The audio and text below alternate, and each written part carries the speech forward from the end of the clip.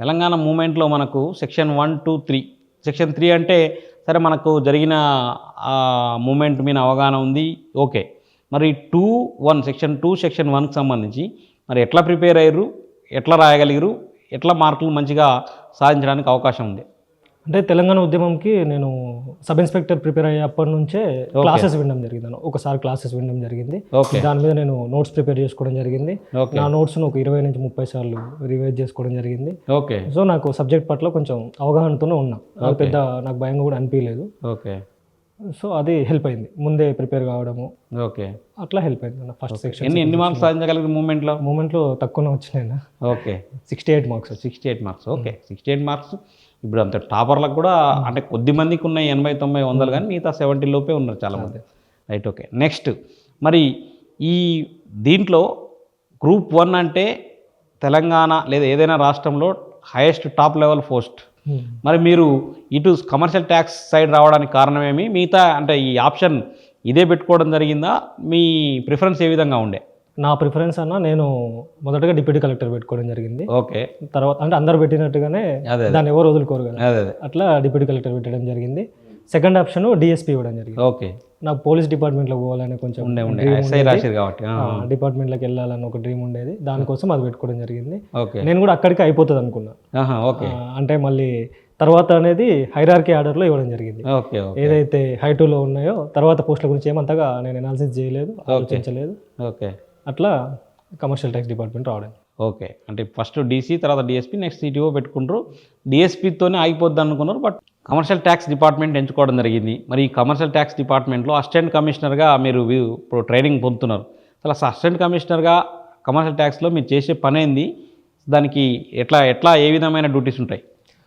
అంటే మనకు assistant commissioner of commercial tax పోస్ట్లో ప్రధానంగా జిఎస్టీ పైన పనిచేయాల్సి ఉంటుంది. ప్రధానంగా మన సెంట్రల్ జిఎస్టీ, స్టేట్ జిఎస్టీ. మనము స్టేట్ జిఎస్టీకి అధికారులము. ఓకే.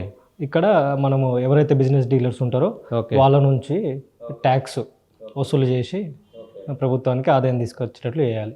ఈ కమర్షియల్ ట్యాక్స్ విధులు మీకు సాటిస్ఫైగా ఉన్నాయా? అంతకుముందు మీకు తెలియదు అన్నారు కదా? అవునన్నా. ఓకే. అంటే ప్రస్తుతానికి ఇప్పుడిప్పుడు అర్థమవుతుందని చెప్పిన వ్యవస్థ ఇప్పుడిప్పుడు అర్థమవుతుంది. ప్రస్తుతానికైతే హ్యాపీగానే ఉంది.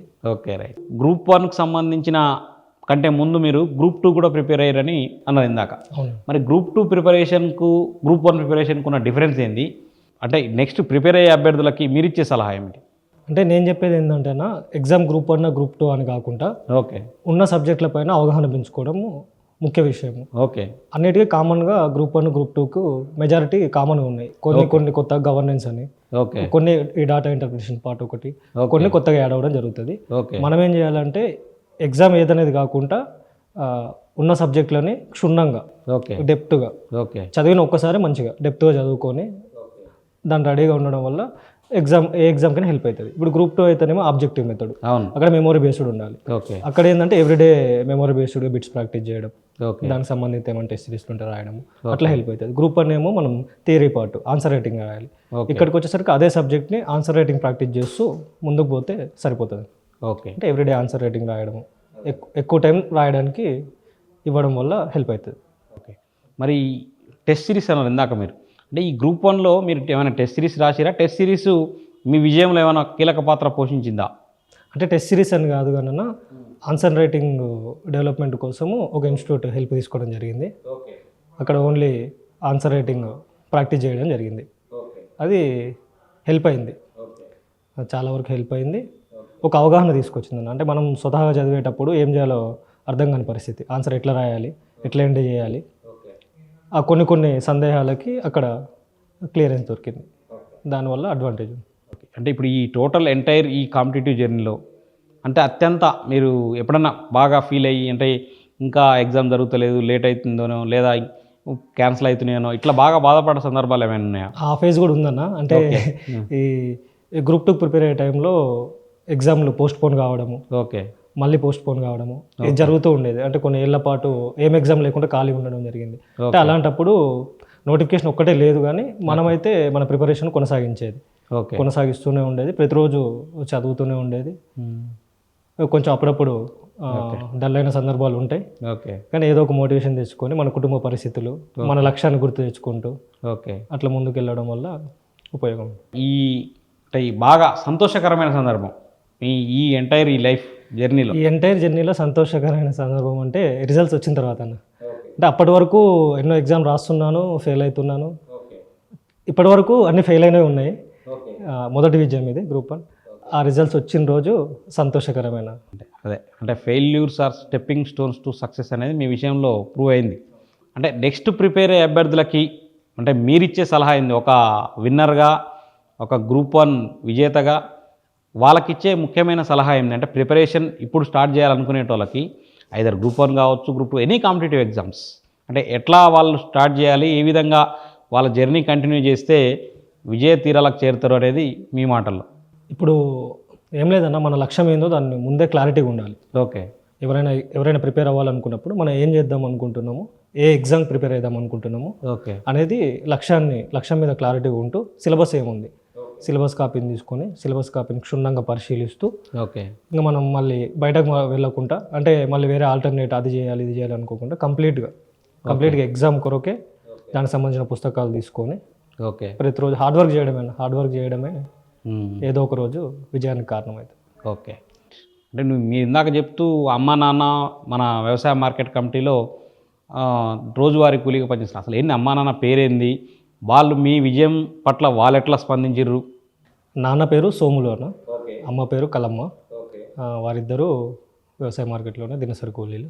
వాళ్ళు కూడా అంటే సంతోషంగా ఉన్నారు. అంటే ఒక 4 సంవత్సరాల ప్రిపరేషన్ తర్వాత విజయం సాధించడం. అంటే అప్పటి వరకు 4 సంవత్సరాలు ఖాళీ ఉండడం వల్ల వాళ్ళు కూడా కొంచెం ఇబ్బందిగా ఫీల్ అవుతారు కానీ, అంటే ఏం చేస్తుండో, ఎట్లా చదువుతుండో, ఏం ప్రిపేర్ అవుతుండో సందేహాలు ఉంటాయి. విజయం రావడం తర్వాత కొంచెం ఆనందంగా ఉన్నారు ప్రస్తుతానికి.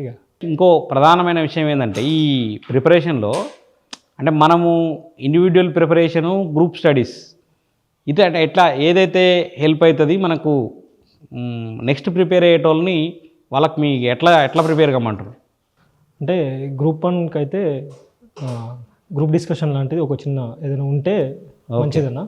మేము నాకు ఒక 4 ఫ్రెండ్స్ ఉండేది, అందరం కలిసి మిషన్ గ్రూప్ 1 అని ఒక గ్రూప్ క్రియేట్ చేసుకున్నాం. మిషన్ గ్రూప్ 1 క్రియేట్ చేసుకొని దాంట్లో మేమే క్వశ్చన్ పేపర్లు రెడీ చేసుకొని మేమే ఆన్సర్స్ రాయాలి, దాంట్లో అప్లోడ్ చేయాలి, వీడియో తీసి అప్లోడ్ చేయాలి. ప్రతిరోజు ఆన్సర్స్ చూస్తూ 1 గంట కాల్ మాట్లాడుకోవాలి. అంటే ఏం రాస్తున్నాం, ఎట్లా రాస్తున్నాం, ఇంకేం రాయాలి. ఓకే. అట్లా ప్రతిరోజు ఎగ్జామ్ ముందు ఒక నెల రోజులు సీరియస్గా, ఎగ్జామ్ ఎప్పుడైతే మన డేట్ ఉందో దానికి నెల రోజుల ముందు సీరియస్గా 2 to 5 అన్న. అంటే ఎగ్జామ్ టైమింగ్ ఏదైతే ఉందో అదే టైమింగ్లో రాయడము, దానికి సంబంధించిన వీడియో అప్లోడ్ చేయడం, దాని గురించి డిస్కషన్ పెట్టుకోవడము, అట్లా సీరియస్గా ఫోకస్గా చేయడం వల్ల కొంచెం హెల్ప్ అయింది. ఓకే. ఇది గ్రూప్ డిస్కషన్ బాగా హెల్ప్ అయింది. డిస్కషన్ హెల్ప్ అయింది.